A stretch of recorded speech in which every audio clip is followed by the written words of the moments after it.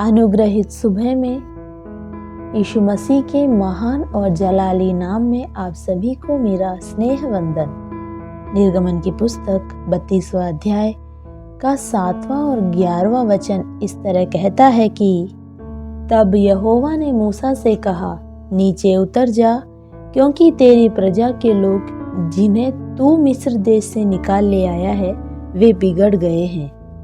और 11वां वाक्य, तब मूसा अपने परमेश्वर यहोवा को यह कह के मनाने लगा, ये यहोवा, तेरा कोप अपनी प्रजा पर क्यों भड़का है, जिसे तू बड़े सामर्थ और बलवंत हाथ के द्वारा मिस्र देश से निकाल लाया है। पढ़े हुए वचन के आधार पर परमेश्वर के लोग और मूसा के लोग, the people of God and people of Moses विषय पर मनन करने के लिए आओ हम परमेश्वर में समर्पित हो जाएं। आपस में झगड़ा होने पर हम एक दूसरे पर दोष लगाते हैं कि तेरी वजह से हुआ, इसमें मेरा कोई दोष नहीं, और बात बिगड़ती चली जाती है। यहाँ की अवस्था भी ऐसी ही है ऐसा हमें लगेगा, पर ऐसा नहीं है।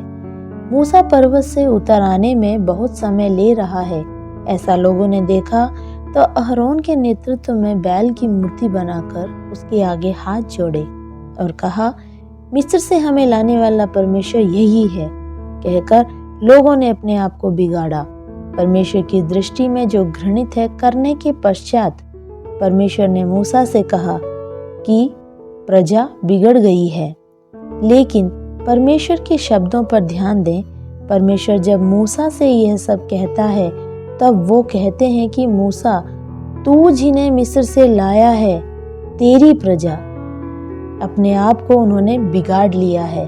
उत्तर स्वरूप मूसा वे वचन में कहता है, यह मूसा के शब्द इस प्रकार हैं कि हे यहोवा, आप की प्रजा जिन्हें आप मिस्र से अपने बलवंत हाथों के द्वारा निकाल ले आए हैं।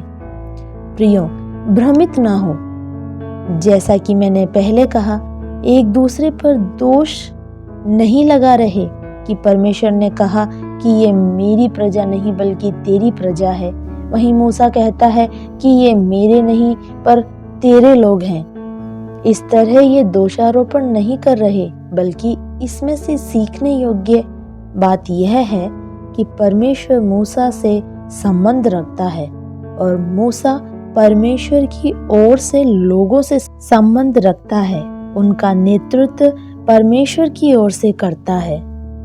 God relate to Moses and Moses relate to people. ध्यान दें, Moses stands for people when he stand before God and also vice versa. मतलब मूसा जब भी परमेश्वर के सम्मुख खड़ा होता है तब मूसा लोगों के लिए खड़ा होता है, और उसके विपरीत मूसा जब लोगों के सम्मुख खड़ा होता है तब मूसा परमेश्वर के लिए खड़ा होता है। कितना ही सुंदर मनोभाव हम यहाँ देख सकते हैं।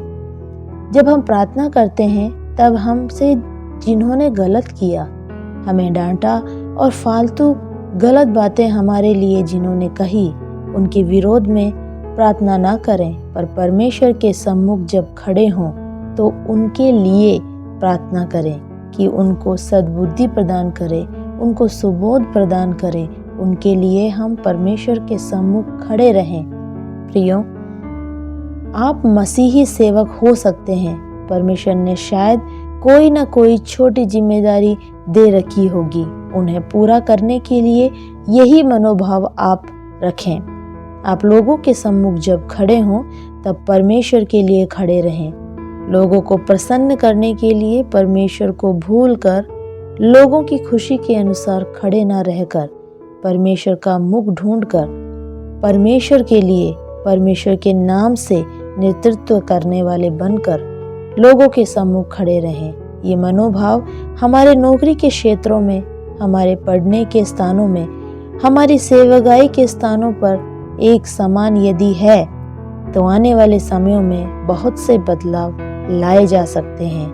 परमेश्वर के लिए लोगों के सम्मुख व लोगों के लिए परमेश्वर के सम्मुख खड़े रहें। उसके लिए स्वर्गीय कृपा और मानसिक बल, आत्मिक शक्ति और वचन की भरपूरी परमेश्वर तुम्हें आज से आने वाले समयों तक देने पाए। आंखें बंद करें, प्रार्थना करें। पवित्र पिता, आपने ये वचन दिया उसके लिए धन्यवाद। आपसे रिलेट कर आपने जो जिम्मेदारियां दी हैं उसे पूरा करने में आप हमारी सहायता करें। मूसा का वही मनोभाव हमें भी प्रदान करें। इस दिन हम आपके लिए जीने पाएं, आपको आगे रखते हुए, आपको पूर्ण महत्व देते हुए हम जी पाएं। यीशु मसीह के नाम में आमीन। Have a blessed day.